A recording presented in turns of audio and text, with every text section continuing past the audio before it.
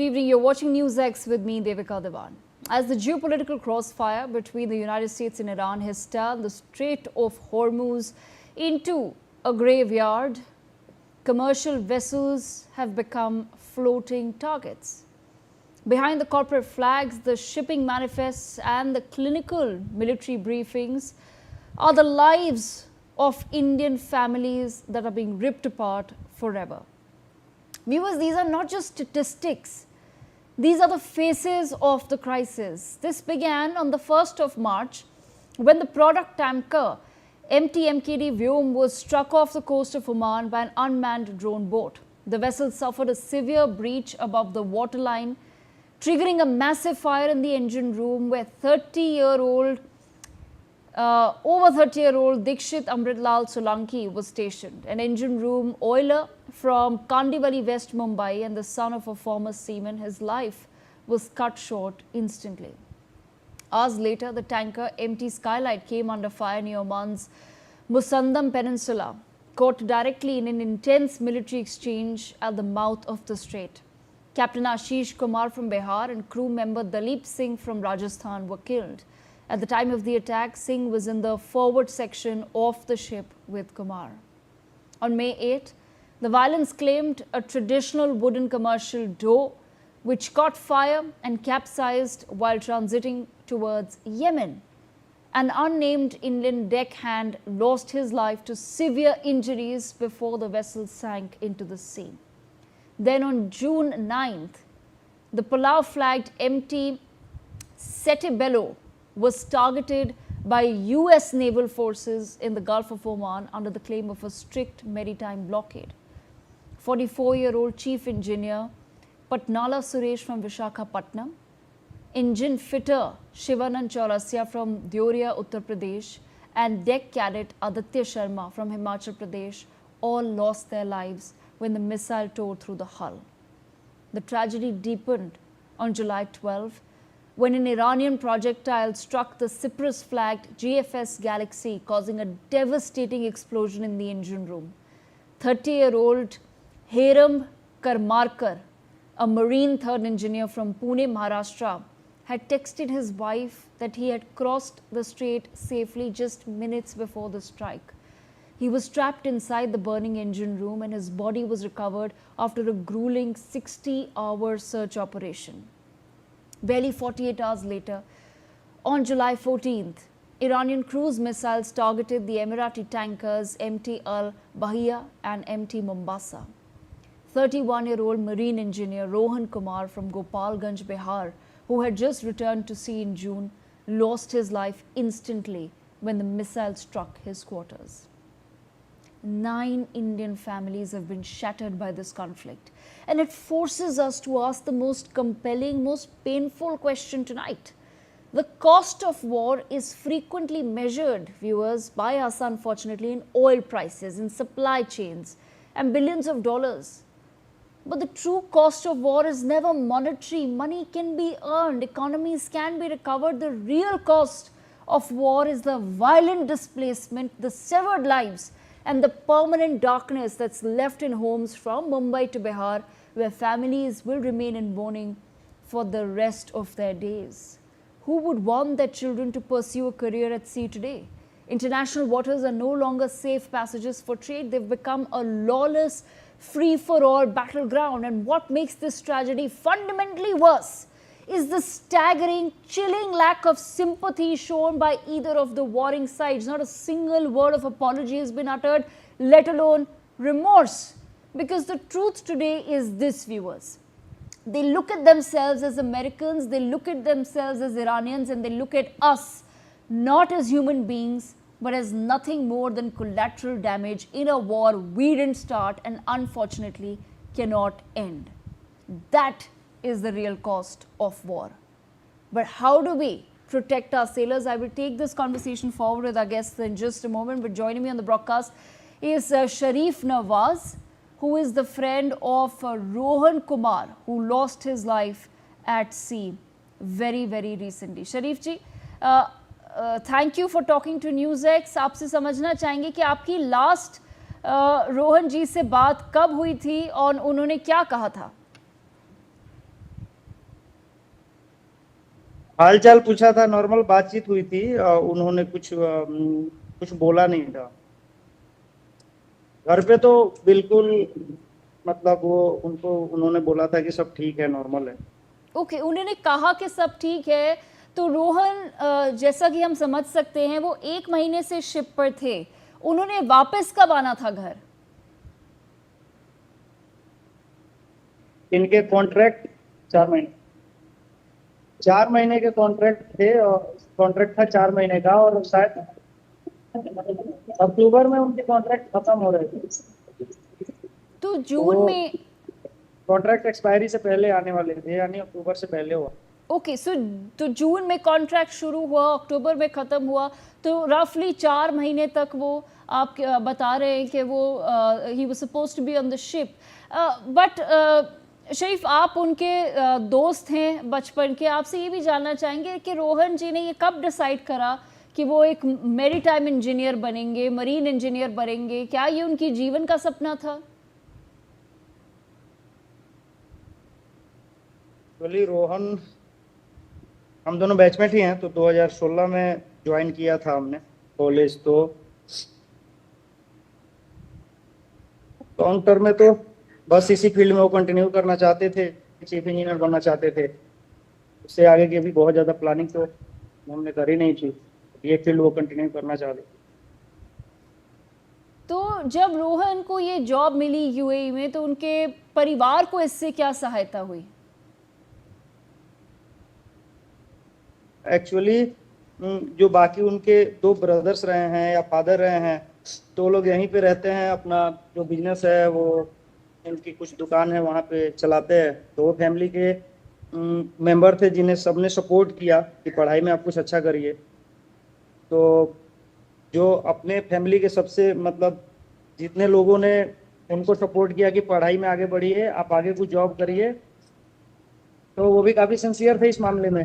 तो उन्होंने खुद ही डिसाइड किया, जब आप अपने उन्होंने जब 12th कंप्लीट किया तो आगे उन्होंने अपनी कोटा से पढ़ाई करी, और वो तभी डिसाइड किए कि उनको मरीन इंजीनियर बनना है, फैमिली को सपोर्ट करने के लिए।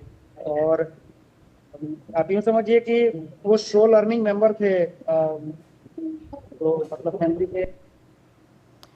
शरीफ जी, आपसे ये भी पूछना चाहूँगी कि इस साल मार्च से ये जंग चालू हुई थी, तो रोहन ने आपको क्या इसके बारे में कुछ बताया था कि हालात कैसे हैं? जहाज के बारे में उन्होंने कभी इस तरह की बातें फैमिली को बताई नहीं, क्योंकि फैमिली के लोग कभी ये नहीं चाहेंगे कि सिचुएशन इस तरह का हो तो वो बाहर जाएं। जी। बाकायदा, मतलब इस पे जैसे ये गांव के लोग हैं, तो इन्हें भी एग्जैक्टली पता नहीं है कि सिचुएशन कैसी है स्टेट ऑफ हॉर्मुज में, और उतने न्यूज भी फॉलो नहीं करते। तो इनको बहुत ज्यादा आइडिया नहीं था खतरों का। और उन्होंने तो ये बोला था कि जहाज की सिचुएशन ठीक है। इन्होंने पूछा था तो उन्होंने बोला था अभी दुबई में जहाज है और सिचुएशन ठीक है। ओके, तो वो घर पे ये ऑफ कोर्स बता के गए कि सिचुएशन ठीक है, क्योंकि ऑब्वियसली ड्यूटी कॉल्स तो उन्हें जाना पड़ा। पर आपसे समझना चाहूँगी, क्या रोहन ने कभी अपनी रोहन की जो कंपनी थी, उनकी कंपनी ने जंग के दौरान कोई भी सेफ्टी के लिए बदलाव लाए? उन्होंने कभी ऐसा कहा कि कुछ प्रोटोकॉल्स बदले गए हैं? आपसे कभी बात हुई, क्योंकि जैसा कि आपने कहा बैचमेट्स थे? नहीं, इसके बारे में डिस्कस नहीं हुआ है, इसके बारे में डिस्कस नहीं हुआ है, फैमिली मेंबर से तो डिस्कस नहीं हुआ। तो उन्होंने ना ही फैमिली मेम्बर्स को कुछ बताया, ना ही आपको कुछ बताया। Last question Sharif ji, before I let you go. देखिए, भारत सरकार ने अब ईरान के अटैक का सख्त विरोध तो किया है। तो आपसे समझना चाहेंगे कि आप लोग जो रोहन के करीबी थे, अब वो सरकार से क्या कहना चाहते हैं? रोहन को जस्टिस अगर मिल सकता है तो अब कैसे मिल सकता है? जस्टिस में क्या बात करिएगा, जिसका लॉस है आप उसकी भरपाई तो नहीं कर सकते। आप क्या एग्जैक्टली बोलेंगे, ये क्या जस्टिस दे सकते हैं इतना बड़ा लेवल पे जो वार हो रहा है। आप रोकिए। एक्चुअल में मरीन इंजीनियर हूँ मैं भी, और मेरे दोस्त भी हैं, और जो रोहन के भी कुछ दोस्त हैं जो साथ में यहाँ पे आए हुए हैं। तो हम लोग तो हमेशा से चाहेंगे कि वार ना हो। आप वो लोग तो एक्चुअल में जो मरीन इंजीनियर होते हैं वो कॉन्ट्रेक्चुअल जॉब होता है। हम लोग का जॉब ऐसा नहीं होता है, हम लोग ना जहाज रोक पाएंगे ना जहाज बढ़ा पाएंगे। कंपनी के जैसे जैसे आते हैं मैसेजेस वैसे वैसे बोला जाता है करने को। हमें तो जहाज के कोर्स के बारे में भी नहीं पता है। हमारा काम यह है कि जहाज की इंजन अच्छा से चलता रहे, उसमें कुछ खराबी है तो मेंटेनेंस करें। तो हमें तो पता ही नहीं होता इस चीज़ों के बारे में। Ji, absolutely. Sharif ji, thank you so much for joining us on NewsX with that perspective. Let me, on that note, also bring in our guest, Commander Bhushan Dewan, former Indian Navy officer with us, Ambassador Sushil Singhal, and Captain Alok Bansal with us as well. Commander Bhushan Dewan, I'd like to speak to you first. I'd want to understand from you, and in your assessment, what is it that India can do at this point in time? Because we've just heard another perspective of a person who's not only lost a friend but is also from the same profession. So he's been very categorical in saying that, listen, it's a global war. What can we even do in this situation? Because we get all the commands from our companies. So why is it that some of these companies are then not taking the, taking any sort of safety protocols that should be in place? And how does India truly now raise a protest against this? Thank you, Devika. First, let me answer your second question. In terms of the initiative taken by Minister of Shipping, Sonowal, recently, perhaps at the behest of Prime Minister Modi, seafarer first approach. Rather than tracking how many Indian flag ships are moving wherever across the world, to track our seafarers across the world, which ship they are in, what rank, what address, are they in danger zone area, what has AI assistant going forward, AI assistant forecast about where the likelihood of danger is, and the nearest port, which nearest embassy, all this data. And out of about 2 million, 2.5 million seafarers globally, about 13% are Indians, and about 2-3 lakhs. And out of this, there are two components: officers and ratings. Officers meaning masters, first officer, chief officer, first officer, and so on, and chief engineer, first engineer, second engineer, and the rest are engine room fitters and all that is rating. And I must tell you that Indian sailors, seafarers, officers as well as ratings are highly preferred. Philippines and India are just neck to neck on this. China is not far behind, so is Russia not far behind. The issue is that Indian citizen, the safety or death or whatever is the responsibility of Indian government. So now once we start tracking which sailors are where, we can keep tracking 24/7. Are they in danger zone, and so on and so forth. Coming to the first part, which you said, why these companies don't take ownership. If we go back to the history of this merchant shipping, surprisingly, ship may be owned by some Indian. It is carrying a Liberian flag, and so on and so forth. This is a basic flaw right from the beginning. A lot of legal loopholes in this, lot of lack of responsibility in this. It's like, for example, I was senior vice president of Rani Port, and many times these days what happens? There are very few full-time employees. Rest are contractual. So it's a very, haphazard legal ownership. Now this kind of flag elsewhere is a legal ownership story, and is going on for a long time like this, which is very sad. This needs to be nipped in the bud in the first go, but this gives a loophole. Like Cyprus flagship and registered in Dubai, and majority sailors from India and so on and so forth.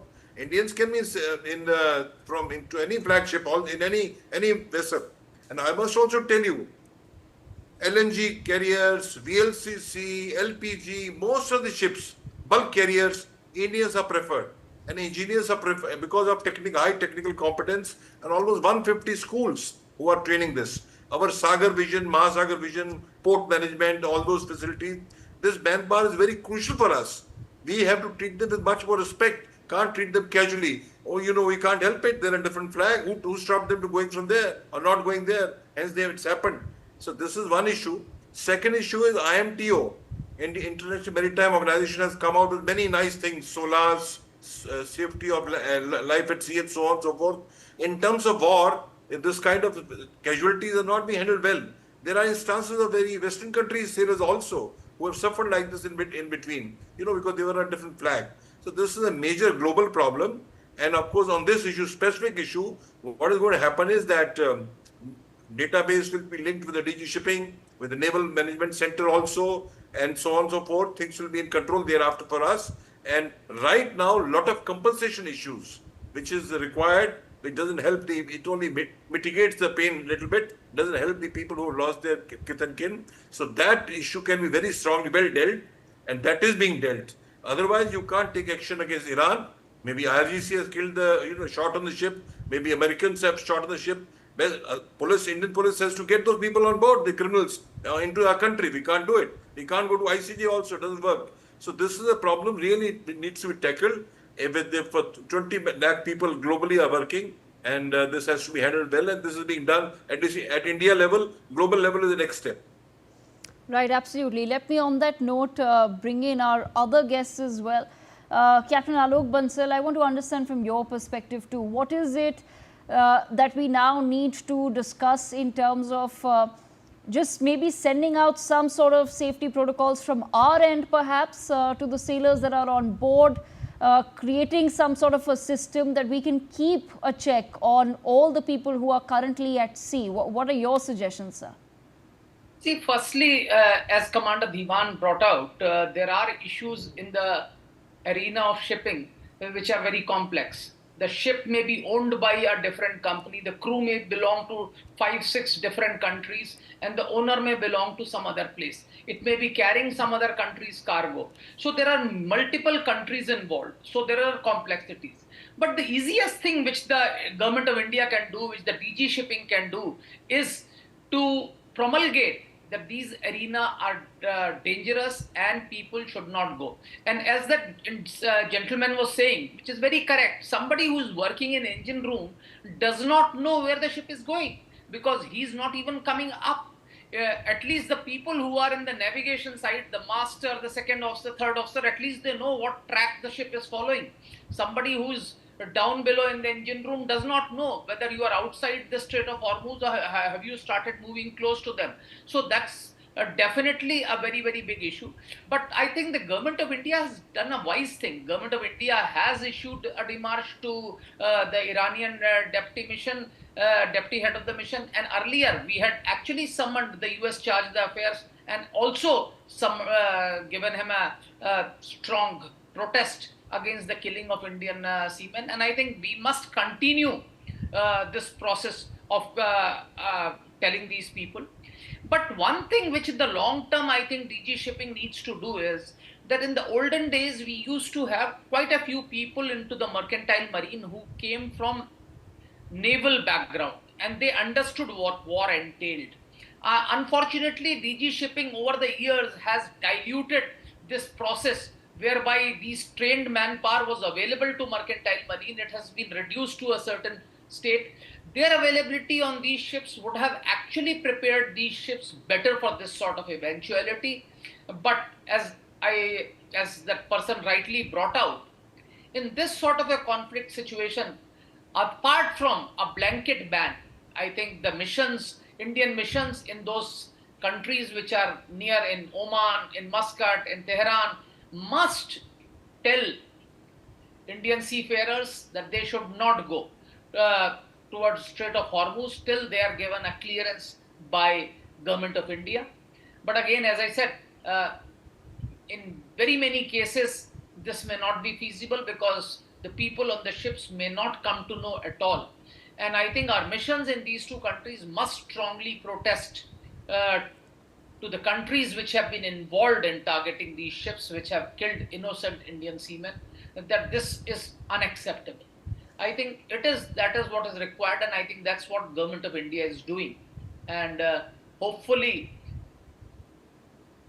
till this conflict comes to an end, we should be in a position to prevent some of our seamen from going. But there is another category we need to understand. There are thousands of Indian seamen who are actually still stranded in the Gulf, who have not been able to come out. There have been many who have been staying there for months. Some of them have actually come out. The change of crew has also gone. The ships have remained inside the Persian Gulf.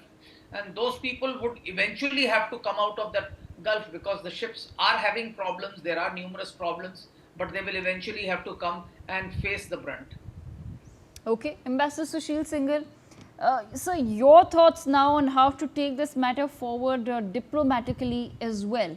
Yes, Government of India has raised the protest, but for example, we didn't say enough as far as the US attack was concerned that took away 3 lives.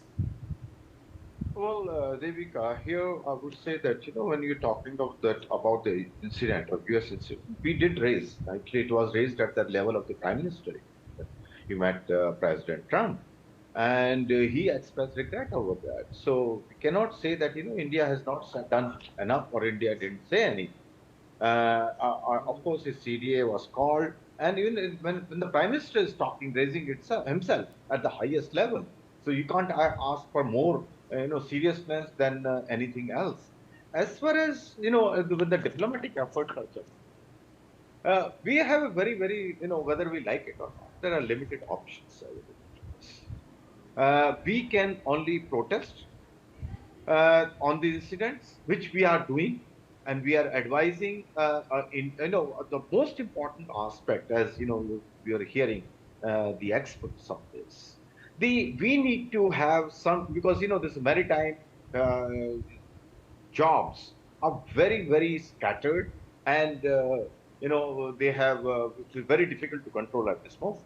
But I think there's some regulations are required.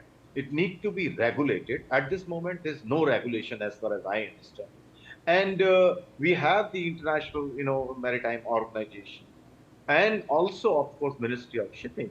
They need to work together and start regulating it. At the moment, nobody knows where these people are going, what they are doing, unless and until there is a crisis. So this needs to be sort of regulated. As I've been hearing that they go on temporary work, 2-year contract, 3-year contract, they don't know where they're going. So I think there's some regulation is required of this trade, because people are getting away with many kind of activities.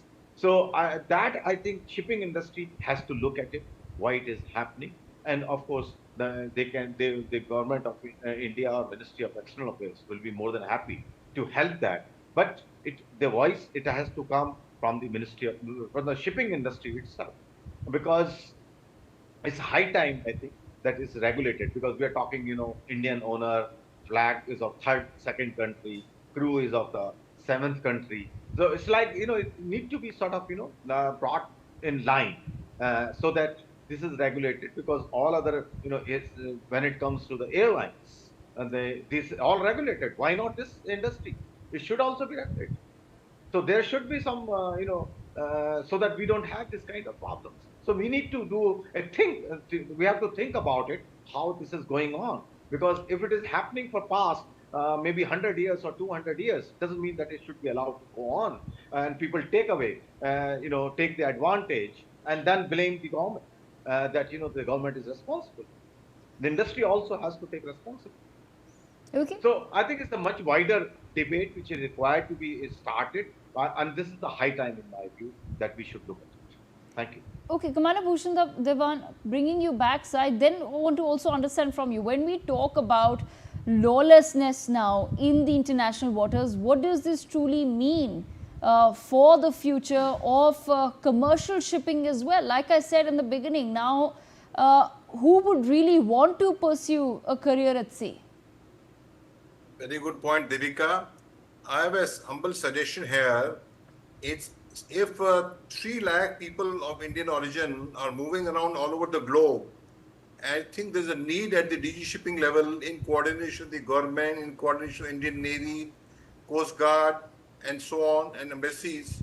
3 years back, there used to be a lot of Indian sailors suffering due to the piracy were Somalian pirates, correct? And our Indian ships were there, naval warships were there very much to help out. Indian warships or Indian merchant ships also, even Pakistani other merchant ships. And surprisingly, from Djibouti, no Chinese ship ventured out. The point I'm making is there's a need, 13% people globally on this. So in war, piracy, whatever, there is a need to create, to my mind, this is the suggestion I'm trying to make, a maritime security support team, a maritime security framework, which means like, which embassy knows about it, like for every 10, 15 ships, there is a corresponding tie-up maritime security ship in that region, not in the theater of war elsewhere. You know, the medical, helicopter facilities, surveillance, satellite communication, keeping track, and coming to aid. There are people, we have to protect them. There can't be international police. If there can't be international defense force, it's ours. It's like, you know, in Maharashtra, simple example, you have coastal police working in collaboration with the Coast Guard. Because coastal police means in the territorial waters, 12 nautical miles, if some terrorist enters or whatever, police is also in charge, and so is Coast Guard.